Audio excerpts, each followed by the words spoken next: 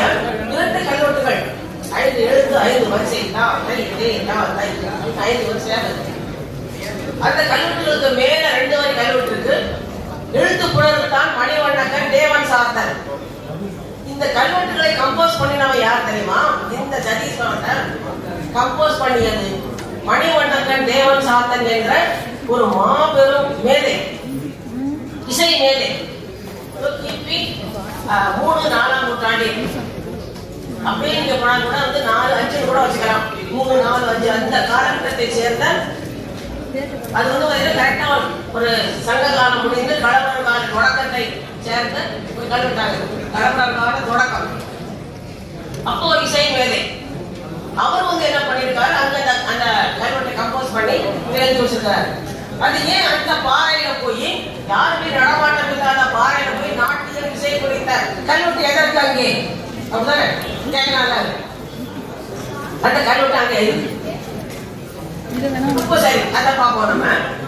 அப்ப இந்த மணிவண்ணன் தேவன் சாத்தன் அப்படின்றவரை பத்தி பார்க்கப்படும்போது பாத்தீங்கன்னா அப்படியே சிலப்பதிகார அரங்கேற்ற காலத்துக்காக சிலப்பதிகார அரங்கேற்ற காலையில பார்த்தோம் அப்படின்னா முதல் ஆசிரியன் யாழாசிரியனுடைய தகுதி அதை பத்தி சொல்லியிருப்பாங்க. ரொம்ப சிறப்பா சொல்லியிருப்பாங்க. என்னென்ன மாதிரி எல்லாம் வந்து அந்த இசை அமைக்கணும், அவங்களுக்கு என்னென்ன தகுதியெல்லாம் இருந்திருக்கணும் அப்படின்றத பத்தி சிலப்பதிகாரம் ரொம்ப சிறப்பா சொல்லிடுவோம். அப்படி சொல்லும் பொழுது வந்து பாத்தீங்கன்னா அதே இந்த இவர் எப்படி எழுத்து புலர்ப்பதில் ரொம்ப சிறப்பானவராக இருக்காரோ அதே மாதிரி குலராசிரியர் யாழாசிரியர் தகுதி அதே மாதிரி சொல்லப்பட்டிருக்கு. இப்போ சிலப்பதிகாரத்தில் சொல்லப்பட்ட யாழாசிரியர் குலராசிரியர் கவிஞருடைய தகுதி உடையவர் தான் இந்த மணிவண்ணன் தேவன் சாத்தன். இப்பேற்பட்ட அறிஞர் மண்ணக்கன் அப்படின்ற பேர் மண்ணக்கன் தேவன் சாத்தன். மண்ணக்கன் என்றால் வண்ண வண்ண பாடல்களை இயற்றுவதில் வல்லவர். வண்ண பாடல்கள் என்றால் சந்த இசை மிக்க, சந்த ஓசை மிக்க பாடல்கள். சந்த ஓசை அப்படின்னா என்ன? தந்தர தரத தார தரத பாட்டு வந்து போலாம். அந்த மாதிரியான தாள சொற்கட்டுகள் நிறைந்த பாடல்கள். இசை ஒழுக்கு மிக்கது, கேட்பதற்கு இனிமையானது அப்படின்னு தீபா காசுதரம் சொல்றாரு. எஸ் ஏ வீரபாண்டியன் சொல்லியிருக்காங்க. சந்த ஓசை மிக்க பாடல்கள். இந்த வண்ண பாடல்கள் தான் தமிழ்ல உள்ள இந்த வண்ண பாடல்கள் தான் இன்னைக்கு இசையரங்கத்தை வர்ண பாடல்கள் சொல்றாங்க.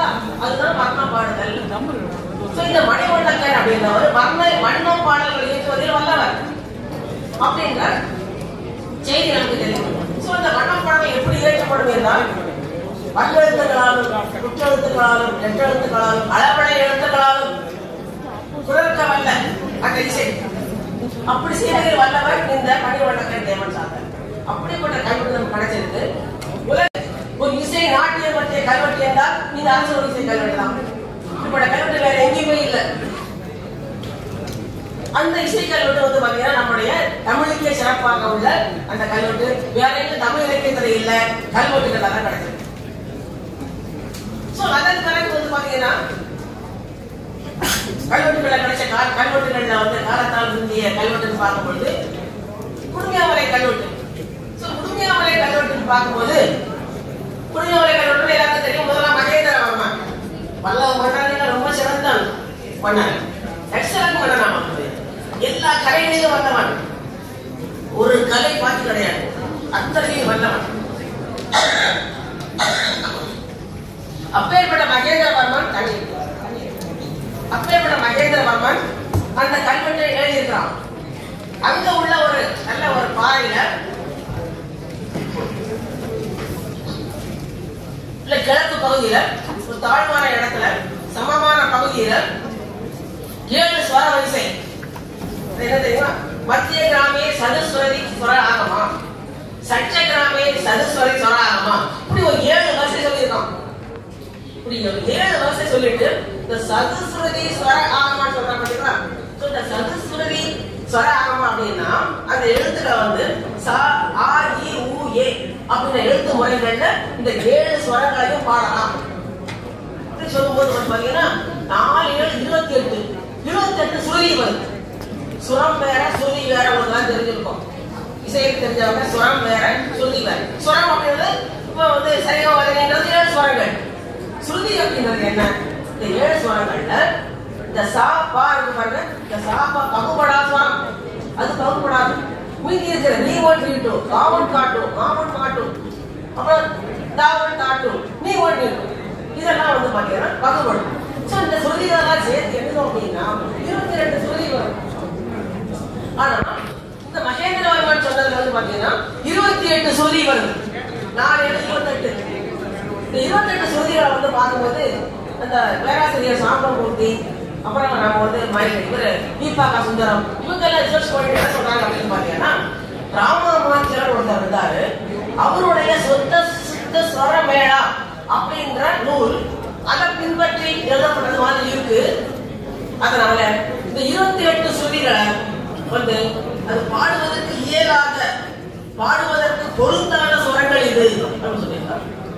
அப்படின்னு தீபாகா சுந்தரம் சொன்னாரு சொல்லியிருக்காரு. நான் சமீபத்தில் கூட என்னுடைய ஃப்ரெண்டு கௌரி சிவகௌரி அவங்க பேசி இருக்கும்போது சொன்னேன். அவங்க ஆமா மேடம் அதை வந்து பாட முடியாது, அந்த 22 சுருதிகள் தான் 28 பாட முடியாதுன்னு சொல்றாங்க. இந்த வீணையில பாடலாட்டும் பரிவாரின்ற ஒரு வீணையில வரைக்கும் வச்சு இதுல பாடலான்னு சொல்லியிருக்காங்க. ஆனா எப்படி பாடலான்னு தெரியல. இவங்க பாட மகேந்திரவர்மன் பாட முடிய போய் தான் அவங்க எழுதியிருக்காங்க. பாட முடிஞ்சிருக்கப்போ அப்போ அது எப்படி பாட முடிஞ்சதுன்றதுக்கான தெரியல நமக்கு. அவங்க என்ன சொல்லியிருக்காங்க அப்படின்னு பாத்தீங்கன்னா நல்ல அழகான ஒரு சான்ஸ்கிரிட் கல்வெட்டு. அந்த கல்வெட்டுல ருத்ராச்சாரிய சிஷ்யன ருத்ராச்சாரியர் தான் அந்த இசை சொல்றதுக்கெல்லாம் இவருக்கு வழிகாட்டி, இவருக்கு ஆசிரியர் ருத்ராச்சாரியா. ருத்ராச்சாரிய சிஷ்யன பரம மாகேஸ்வரேன அவன் வந்து பரம மாகேஸ்வரன் பரம சிவபக்தர். ரத்ன சிஷ்ய மாணவனுடைய நன்மைக்காக கிதார்த்தம் கிதா ஸ்வர ஆகமா இந்த ஸ்வர ஆகமத்தை மாணவனுடைய நன்மைக்காக இங்கே நான் புரிந்து வைத்தேன் அப்படின்னு சொல்றாங்க. சரிங்களா? அப்ப இதே மாதிரிதான் இப்ப அரசு கல்வெட்டுக்கு வாங்க. அங்க வழிபடக்க தேவசாகர் மாணவனுடைய நன்மைக்காக அதையும் பொறிச்சு வச்சாரு இல்லைங்களா? அதை பொறிச்சு வச்சது பௌத்த ஆட்சி, களமர் ஆட்சி. இதை பொறிச்சு வச்சது பாத்தீங்கன்னா ஒரு சைவ ஆட்சி, வைதீக ஆட்சி, பௌத்தர் ஆட்சி, பல்லவருடைய ஆட்சி. ஆனா அங்க அரசு கல்வெட்டுல பாத்தீங்கன்னா அந்த கல்வெட்டுக்கு எதுக்காக இங்க வந்து அந்த இடத்துல வந்து ஒரு கல்வெட்டு ஒரு நாட்டிய கலை இசைக்கலை பற்றி ஒரு கல்வெட்டுக்கு என்ன நிறுவனம் இருந்ததுன்னு பார்த்தோம் அப்படின்னா பல இடங்கள்ல நீங்க பௌத்த சான்றுகளை திரட்டி நீங்க பாத்தீங்கன்னா நான் பல பௌத்த விகாரைகளுடைய சான்றுகளை தொகுத்து வச்சு நான் பார்த்திருக்கேன்.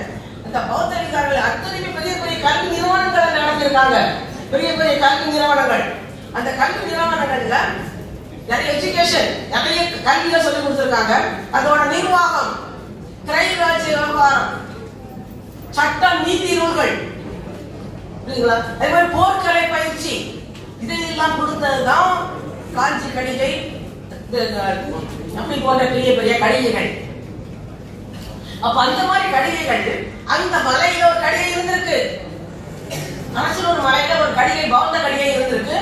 அங்க அந்த பௌத்த கடிகையில அந்த கலைகளும் சொல்லி கொடுத்திருக்காங்க. அத போன்ற ஒரு கடிகையில தான் கடிகை இருந்ததுனாலதான் அந்த ஆசிரியர் அங்க மாணவருடைய நன்மைக்காக அதை எழுதி வச்சிருக்கிறாங்க நமக்கு தெரியும். ஆனால் அந்த காலத்தின் மாற்றத்தின் காரணமாக, அரசியல் மாற்றத்தின் காரணமாக, இயற்கை உடைய சீற்றத்தின் காரணமாக அந்த கடிகை சுத்தமா அந்த கட்டடக்கலையே அங்க எதுவுமே இல்லை. ஆனா அது ஒரு உதாரணம் அல்ல. இதே களமர காலத்தை சேர்ந்த கல்வெட்டு ஒன்று பூலாங்குறிச்சியில் கிடைச்சது. ஒரு 3 பெரிய கல்வெட்டு, அதெல்லாம் நாங்க தான் படிச்சோம். அந்த கல்வெட்டு ஒரு சரிவான பாறையில இருக்கு. அந்த பாறையினுடைய அந்த பாறையில அந்த கல்வெட்டுல என்ன சேந்தன் கூச்சன் அப்படின்ற ஒரு மன்னன், அவனுடைய கடலக பெரும்படை தலைவன் இந்த மலை மேல தேவகுலம் என்ற ஒரு கோயிலை எழுப்பித்தார். தேவகுலம் அப்படின்னு சொல்றாரு. சரி, அந்த மலை மேல போய் தேடி பார்ப்போம், ஏதாவது சின்ன செங்கலாவது கிடைக்காதா அப்படின்னு நாங்க மலை தேடி தேடி பாக்குறாங்க. ஒரு செங்கல் கூட கிடைக்கல. அப்படின்னா இங்க இருந்துட்டு இல்லாம போச்சா? அதே மாதிரி அரசூர்ல இருந்து இல்லாம போயிருக்கு. கரூர் ஒரு கல்வெட்டு இருக்கு. கரூர் கல்வெட்டு பூச்சாறுல ஆரம்பிச்சுட்டு பௌத்த சங்கமும் அத்திகோசமும் ஐம்பெருங்குளமும் காவல்னு சொல்லி யாருக்கு காவல் ஒண்ணுமே காணும், கல்வெட்டு மட்டும்தான். அப்போ அது காணாம போயிருக்கு. களமர கால கட்டடக்கலைகள்லாம் காணாம போயிருக்கு. சான்றுகள் மட்டும் ஒரு சில சான்றுகள் தப்பி தவறு நமக்கு கிடைச்ச சான்றுகள். அதை போன்ற ஒரு சான்றுதான் அரசியல் ஒரு சான்று. அங்க ஒரு பெரிய பௌத்த கடிகை இருந்திருக்கு. இந்த பௌத்த கடிகை ஒரு பெரிய கல்வி நிறுவனம். அதுல இந்த கலைகள் சொல்லி கொடுத்திருக்காங்க, நிர்வாகம் சொல்லி கொடுத்திருக்காங்க, சட்ட நீதி சொல்லி கொடுத்திருக்காங்க, போர்க்கலை பயிற்சி சொல்லி கொடுத்திருக்காங்க. அத்தனையுமே சொல்லி கொடுத்த ஒரு இது அங்கதான். அந்த சான்று தான் நமக்கு ஒரு அருமையான ஒரு சான்று. அதே மாதிரி பாத்தீங்கன்னா மகேந்திரவனம். இந்த மகேந்திரனுடைய கருத்து பாத்தீங்கன்னா இது நான் வந்து சொன்னேன், இந்த குஞ்ச மலையில இருக்கு. இந்த ஒரு மலையில மட்டும் இல்லைங்க, அப்படியே இந்த திருமைய மலைக்கு மேல வாங்க. திருமைய மலையிலையும் இதே பரிவாதினின்ற ஒரு நாளை எழுதிட்டு, பரிவாதினின்ற ஒரு கிரந்த எழுதிட்டு அதுல சொல்றான், 8ற்கும் 7ற்கும் இவை உரிய, 8க்கும் 7க்கும் இவை உரிய. நிறைய பேருக்கு 8ன்னா என்ன, 7ன்னா என்னங்க அப்படிதானே? 8ன்னா என்ன? சரி க ப ப த நி சா. சால தான் முடியும். உடனே பாட்டு தான் முடிக்கிறோம். நம்ம ப த நி ல முடிச்சிரோம். சரி க ப த நி சா. அப்ப இதுதான் வந்து பாத்தீங்கன்னா 8. இந்த 8ன்றது ஒரு மண்டலம். ஒரு மண்டலம். இந்த மண்டலத்துல தான் இந்த 7 சுருதிகள் இருக்கு பாருங்க. சரிகம பதனின்ற சுருதி சுரங்கள் சுருதிகளாக மாற்றப்படுவது இந்த மண்டலத்துல தான். அதே பாருங்க, இந்த சா வந்து பிரியாது, அகுபடா ஸ்வரம், ரீ 1 ரீ 2 காவன் காட்டு மாவன் மாட்டு பிரியுது பாருங்க இந்த மண்டலத்துல. இந்த மண்டலத்துல பிரியுவது மட்டும் இல்ல, இந்த சுருதிகளாக பிரியுவது மட்டும் இல்ல, அங்க என்னன்னா அங்க வந்து ஸ்தானம் ஸ்தானங்களாகவும் அங்கே செயல்படுது. ஸ்தானம் அப்படின்னா octet, lower octet, middle octet, higher octet சொல்லுவாங்க. அது வந்து சான்ஸ்கிரிட்ல சொல்லுவாங்க மந்திரஸ்தாயி, மத்திய ஸ்தாயி, உச்சஸ்தாயி. தமிழ்ல அந்தமாக, சமனாக, வலியாக இப்படி ஒரு பாடல் இருக்கிறது. இந்த ஸ்தானங்கள், இந்த ஸ்தானங்கள் இந்த மண்டலத்துல தான் இருக்கும். இந்த மண்டலத்துல 22 சுருதிகள். இதுலதான் ஒரு பாடல் நடைபோடும். அப்படிதானே? சோ ஒரு லிரிக் இருக்கு பாருங்க, ஒரு பாடல். அந்த பாடலை அதை வந்து எப்படி தாளத்தில் அமைக்கிறாங்க, எந்த ராகத்தில் அமைக்கிறாங்கன்றதை பொறுத்து எங்க ஏற்ற இறக்கம் இருக்கும்ன்றதை பார்த்து அந்த ஏற்ற இறக்கத்துக்கு தகுந்த மாதிரி அந்த தாள சொற்கட்டுகளை அமைத்து இந்த தாள சொற்கட்டுகளும் அந்த ராகமும் இணைந்து செல்வதுதான் பாடல். புரியுதுங்களா? இதைத்தான் அவன் 8க்கும் 7க்கும் முடியும்னு சொல்றான். 7 அப்படிங்கிறது 8. 7ன்றது என்ன? 7 சுருதிகளும் ஒவ்வொரு சுருதியையும் ஒரு முதல் சுரமாக கொண்டு 7 பெரும் பாலைகள். 7 பெரும் பாலைகள் கேள்விப்படும். இந்த 7 பெரும் பாலைகள்ல சாவை முதலாக கொண்டு சா குரல் ஜட்ஜம் சொல்லக்கூடிய அந்த சட்சம் என்ற குரலை முதல் சுரம் முதல் எழுத்தாக கொண்டு முதல் ராகம் முதல் வந்து சுரமாக கொண்டு அமைந்தக்கூடிய ஒரு பாடல் தான் வந்து பாத்தீங்கன்னா முல்லைப்பாடு. முல்லைப்பாடு கேள்விப்பட்டிருக்கோம். அந்த முல்லைப்பாடு அப்படி பண் அப்படின்னாலே 7 சுரங்கள் கொண்டு அந்த முல்லைப்பாடு இந்த பாடம். அடுத்து ரிஷபம் அப்படின்னு சொல்லக்கூடிய முதல் சுரமாக பாடுவது வந்து பாத்தீங்கன்னா வடுமலைப்பாறை அதை பாடலாம். க செவ்வழிப்பாறை, மா அரும்பாறை, பா கோடிப்பாறை, த விளரிப்பாறை, நீ பேசம்பாறை. இத்தனை 7 பெரும் பாறைகளை இதுல பாடலாம். அந்த 8ற்கும் 7ற்கும் இவை உரிய அர்த்தம். இதுதான் மகேந்திரன் சொல்றான். புரியுதுங்களா? சோ இப்ப சொல்லிட்டு வந்து பாத்தீங்கன்னா அவன் என்ன சொல்றான் அப்படின்னு பாத்தீங்கன்னா இந்த சுரங்களையும் இந்த இதையும் வந்து பாத்தீங்கன்னா நான் சொல்றேன் இந்த பரிவாரம் என்ற யாழ்கிட்ட பாடுறதுக்கும் அவன் வழிவகுத்தான். குணசேர பிரமாணம் செய்த பரிவாரணிக்கான் நான் வந்து இதை வந்து இந்த சுருதிகளையும் இந்த சதுசுருதி இந்த பாடல்களை நான் வந்து இந்த பரிவாரணின்ற யாழ்ல நான் வந்து சோதிச்சு பார்த்து இதை நான் மாணவனுக்கு நான் கொடுத்துருக்கேன். பிரமாணம் செய்த பரிவாரணிக்கான் நான் இதை வந்து சோதிச்சு பார்த்து மாணவன் கொடுத்துருக்கேன் அப்படின்னு சொல்றான். அப்ப மகேந்திரன் எவ்வளவு பெரிய இசைக்கலைகள் வல்லவன், எவ்வளவு ஆசை உடையவன் பாருங்க. அவன் வந்து மத்த விலாச பிரகடனம் எழுதியிருக்கான்னு தெரியும்.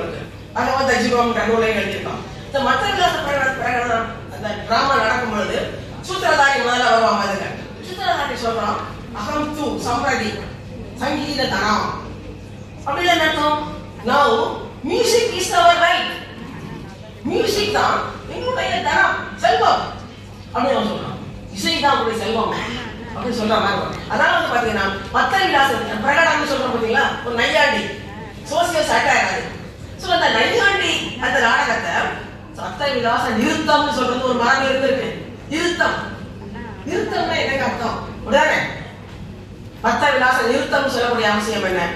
இந்த நாடகங்கள் அப்படிலாம் பாக்குறோம். நம்ம நாடகங்கள் நாட்டிய மேடங்கள் அதுல வந்து நிறுத்தம் 2 வகையான மேற்பாடுகள் சொல்றது உண்டு.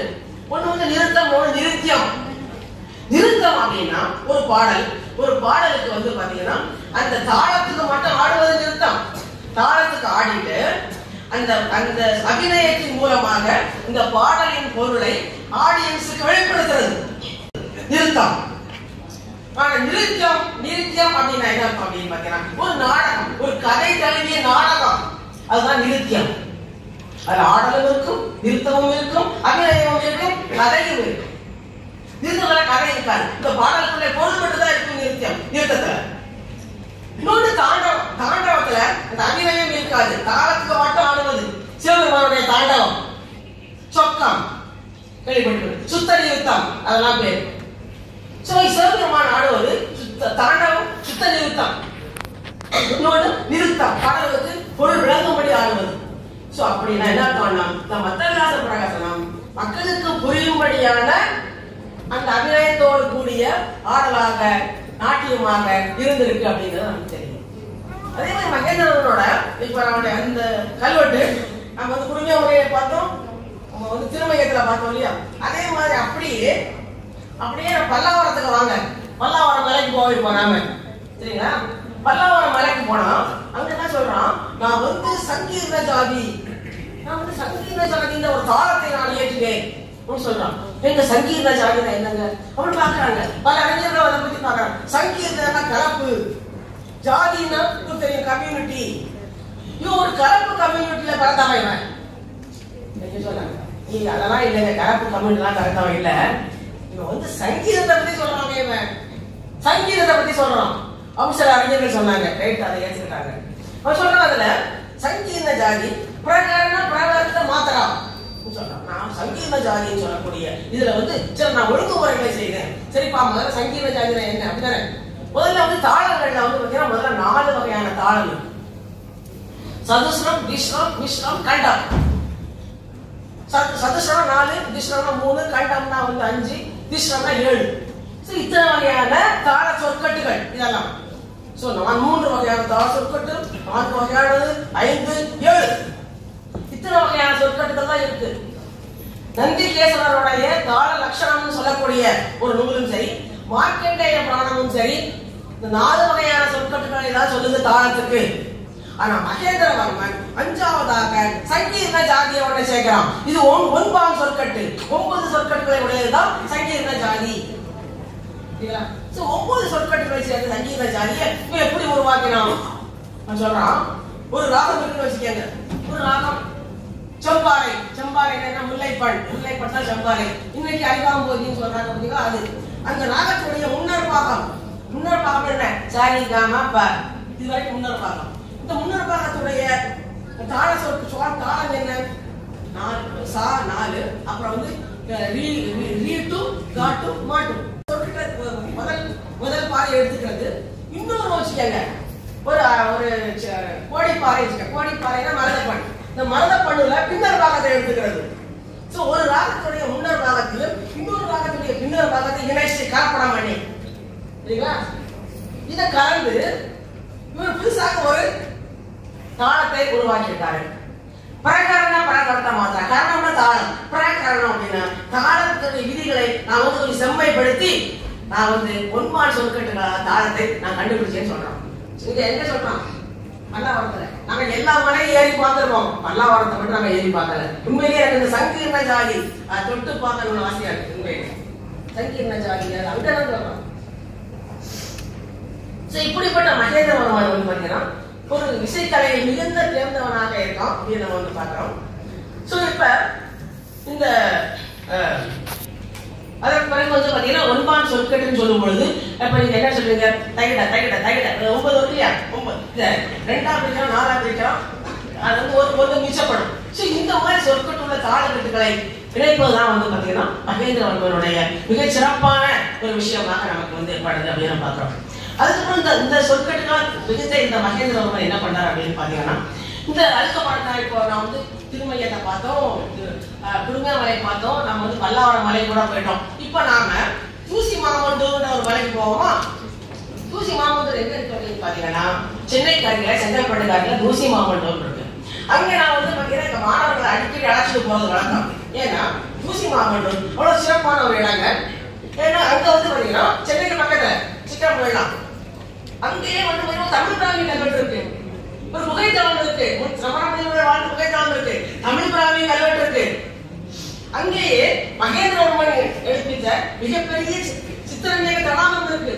மிகப்பெரிய ஒரு தூம்பு இருக்கு. அழகான தூம்பு. அதை பார்த்தாலே அவ்வளவு அழகு. அந்த ஏரி கடல் மாதிரி இருக்குங்க.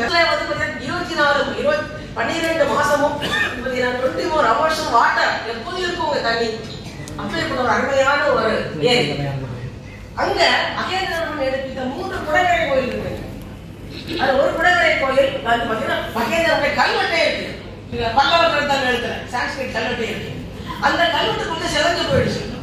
அந்த கல்வெட்டுல என்ன அப்படின்னு பாத்தீங்கன்னா ஒரு முக்கியமான 2 செய்திகள் இருக்கு. அதுல மகேந்திரவர்மன் மத்தவிலாச பிரசனம் எழுதினான் அப்படின்றது யாருக்கு டவுட் இல்லை தெரியும். ஆனா அந்த பகவத் அச்சுகம் ஒண்ணு இருக்கு பாருங்க, அதை யார் எழுதினாங்க அப்படி பகவான் யாருக்குமே தெரியல. இந்த கல்வெட்டு கண்டுபிடிக்கிறது வரையும் கண்டுபிடிச்சு படிக்கிறது வரையும் அதை படிச்ச பிறகு அது பாத்தீங்கன்னா அந்த உடைஞ்சு போன அந்த பகுதியில பகவத் அச்சுகம் பகுதி சேர்ந்து இருக்கு. மத்தவிலாச பிரகடனம் பகவத் அச்சுகத்துடைய முதல் பாதி உடைஞ்சு அச்சுகம்ன்றது இருக்கு. அப்படின்னா இது பகவத் அச்சுகம். பகவத் அச்சுகத்தில் மகேந்திரவர்மன் எழுதினான் அப்படின்றதுக்கான குறிப்பு இந்த தூசி மாமண்டூர்ல இருக்கு. அப்புறம் இன்னொரு விஷயம் இருக்குங்க. நான் சொன்னேன் எல்லா கலைகளிலும் வல்லவன் அப்படின்னு பார்த்தோம். சித்திரகார புலி அப்படின்னு ஒரு பேரெல்லாம் இருக்கு. சித்திரத்திலும் வல்லவன், இசையிலும் வல்லவன், சித்திரத்திலும் வல்லவன், கட்டடக்கலையிலும் வல்லவன் அப்படிதானே. அப்ப சித்திரக்கார புலின்னு இருக்கு. அப்போ அவன் என்ன பண்ணிருக்கான் அப்படின்னு பார்த்தீங்கன்னா அது இந்த சவுத் இந்தியன் ஆர்ட்ஸ் ஆஃப்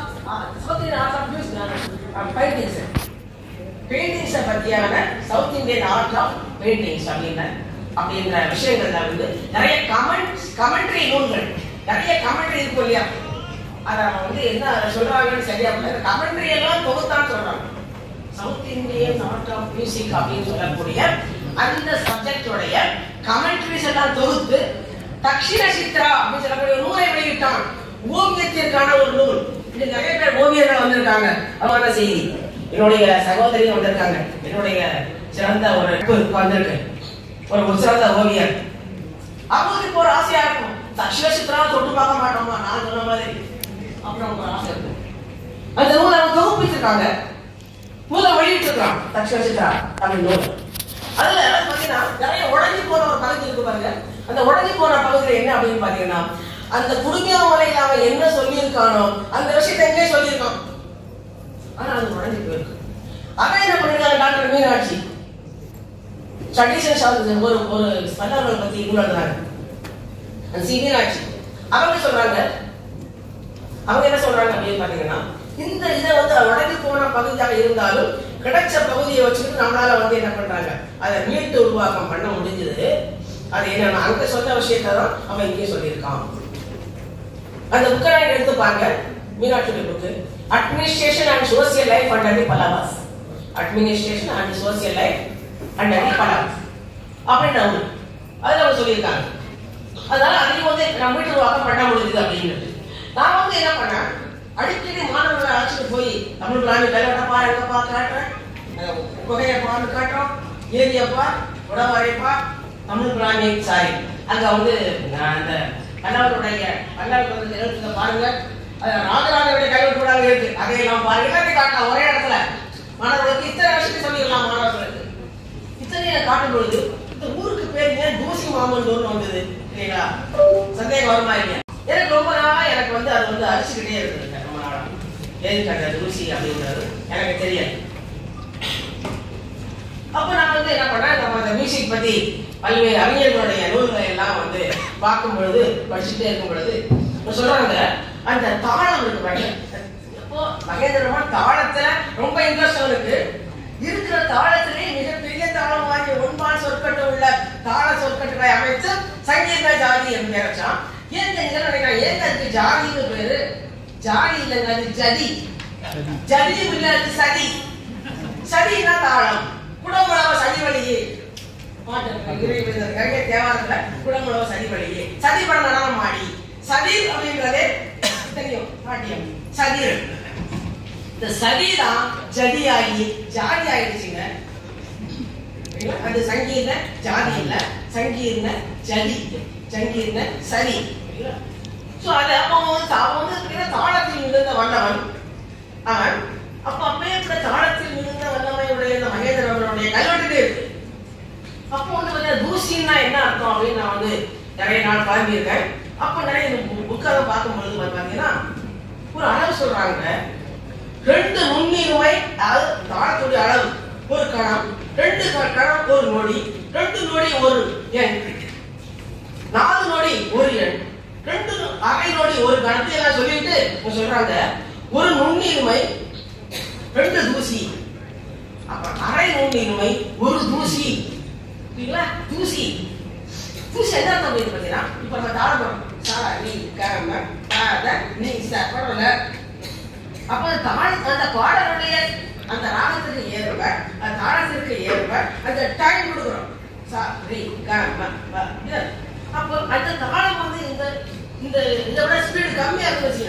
சரி கம பாத நீ சரி கம பாத நீ சரி சொல்லும்போது இந்த ஒரு தட்டுக்கு ஒரு வீச்சு இருக்கு பாத்தீங்களா, ஒரு தட்டுக்கு இன்னொரு தட்டுக்கு நுழையிற வீச்சு இருக்கு பாருங்க.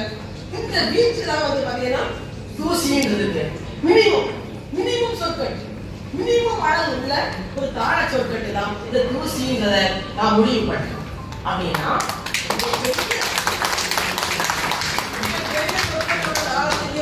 கண்டுபிடிச்சான், மிக நுணுக்கமான தாளத்தையும் தான் கண்டுபிடிச்சிருக்கான். ஆனா இதை யாரும் இதுவரையில சொல்லல. சரிங்களா? இது யாரும் சொல்லல. இது சரியா இருக்கு நான் நினைக்கிறேன். நானும் சரியா சொல்லலைங்க, சரியா இருக்கும்னு நினைக்கிறேன். அதே தூசி மாவட்டம், தூசி மாவட்டம் தாள சொற்கட்டு இருக்கு இல்லையா, அப்ப அந்த பத்தியான விஷயம் அந்த உடனே போற மாதிரி இருந்திருக்கலாம் இல்லாம இருக்கலாம். ஆனா தூசின்றது ஒண்ணு இருக்கு.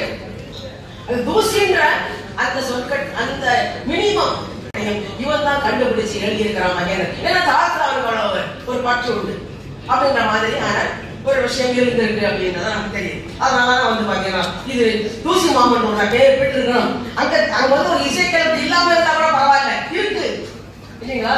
இசை கல்வெட்டு இருக்கு, அது மகேந்திரனுடைய கல்வெட்டே இருக்கு.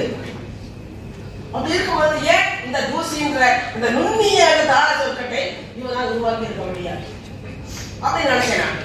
சரி, இப்ப அடுத்து வந்து பாத்தீங்கன்னா அவருடைய புலமைக்கு மிகச்சிறந்த இன்னொரு சான்று எங்க ஆசிரியர் எழுதின ஒரு book, studies in ancient Tamil law and society அப்படிங்கிற ஒரு book, studies in ancient Tamil law and society. அந்த புக்ல ஒரு ஆர்டிகல் எழுதியிருக்காரு, திருச்சி ராக்கெட் டெம்பிள். அதுலயும் வந்து பாத்தீங்கன்னா மகேந்திரன் ஒரு கவிஞர். இங்க வந்து எப்படி இசையோ அதே மாதிரி ஒரு சிறந்த ஒரு கவிஞர். அந்த கவிதை பாத்தீங்கன்னா அப்படியே ஒரு அந்த பல என்ன சொல்றது, அவருடைய அந்த இசை மேதை மாதிரியே அவருடைய கவிஞர் சிறந்த கவிஞன்.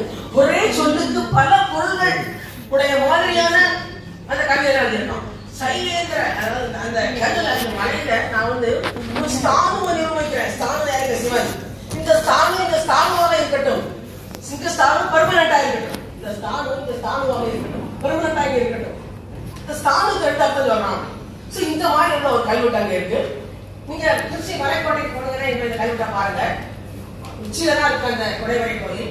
இந்த குடைவரை கோயில்ல வந்து பாத்தீங்கன்னா சிவபெருமான் வந்து கிழக்கு பார்த்து உட்காந்துருப்பாரு. இந்த குடைவரை கோயில்ல அது வந்து பாத்தீங்கன்னா அது வந்து பாசிலே சொல்லுவாங்க. அந்த அந்த பாறையிலேயே சிரிக்கிய அந்த கங்காதாரா சிற்பம். இந்த கங்காதாரா எப்படி இருப்பாரு அப்படின்னு பாத்தீங்கன்னா கால்நடை உட்கார்ந்துக்கிட்டு கங்கை ஒரு கையில ஏந்திக்கிட்டு அப்படி இருப்பாரு. சரிங்களா? ரொம்ப அழகான சிற்பம். அந்த சிற்பம் வந்து பாத்தீங்கன்னா அப்படி கிழக்கு நோக்கி பார்த்துக்கிட்டு இருக்கும். அப்படியே காலையில் அழகா ஓடிக்கிட்டு இருக்கும். அப்படியே பச்சை பசையில அப்படியே பட்டாடை கொடுக்குற மாதிரி சுவரைகளும் அப்படியே தோட்டங்களும் நிறைந்து அழகான ஒரு காலையில் வளைந்து வளைந்து போயிட்டு இருக்கும். இவர் உட்கார்ந்துட்டு இருப்பாரு சிவபெருமான். அப்புறம் பாத்தீங்கன்னா அந்த மாதிரி உள்ள அந்த இடத்துல வந்து சிவன் சொல்றாரு, மகேந்திரன் பாடுறாரு, நான் வந்து இங்க சிவனை இங்க வந்து நான் வந்து இங்க எஸ்டாப்ளிஷ் பண்ணினேன். எதிர்த்தாப்புல வந்து பாத்தீங்கன்னா ஒரு சின்ன ஒரு கருவறை இருக்கு. அந்த கருவறையில சிவலிங்கத்தை சொல்லியிருக்காங்க. சிவலிங்கம் இப்ப இல்ல. நான் வந்து என்ன பண்ணேன், இங்க ஒரு சிவலிங்கத்தை எஸ்டாப்ளிஷ் பண்ணினேன்.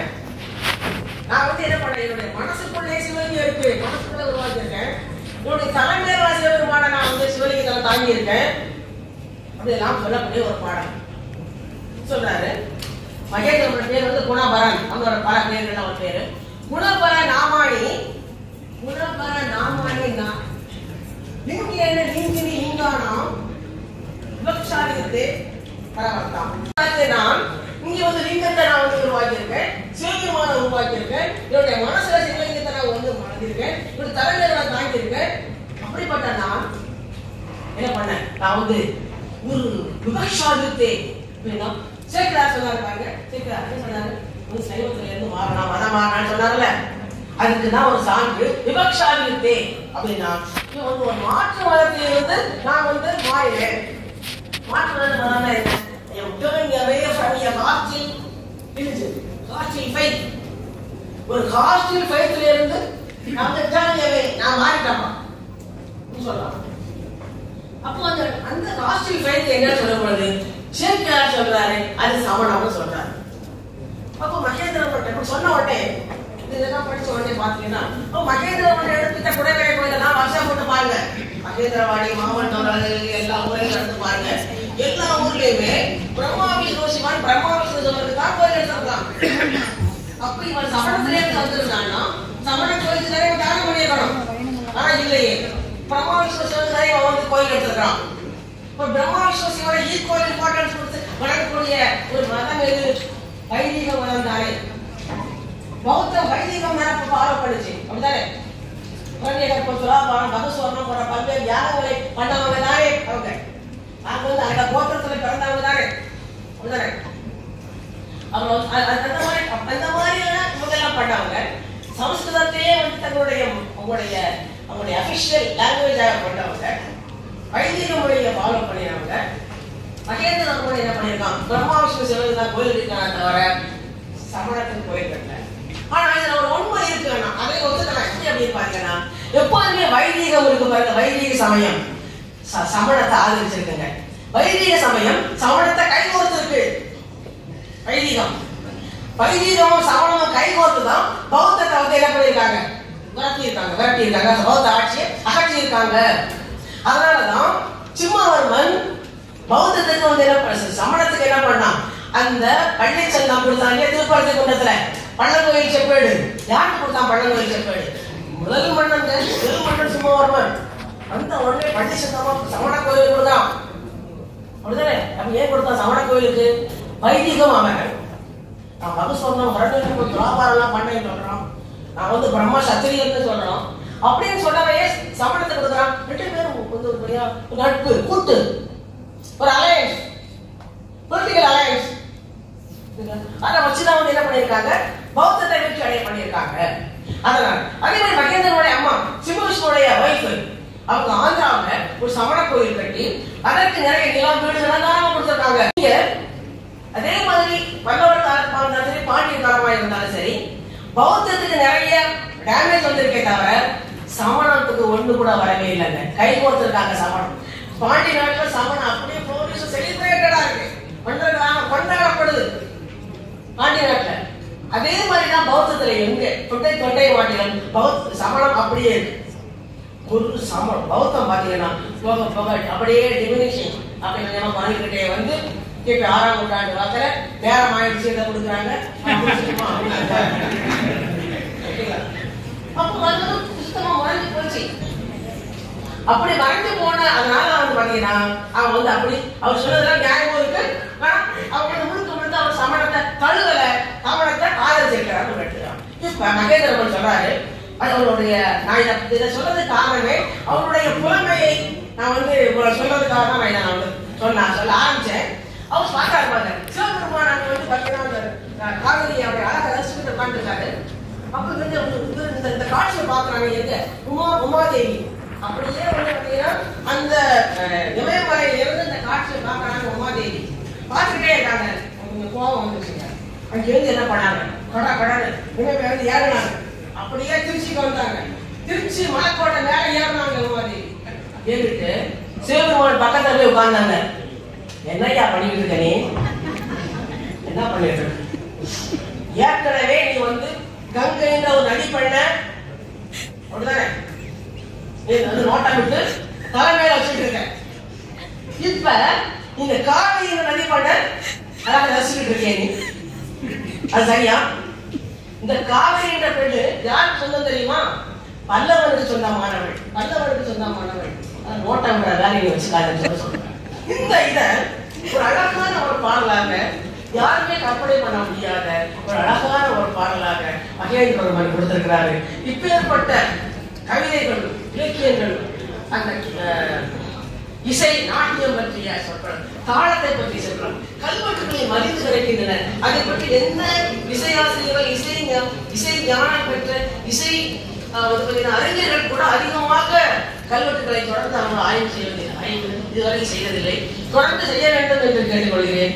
இங்கு வந்திருக்கின்ற மாணவர்கள் பலர் ஆர்வம் கொண்டு இசை ஆராய்ச்சி பண்ணுவதற்காக முன்வர வேண்டும் என்று கேட்டுக்கொண்டு என் உரையை முடிக்கின்றேன்.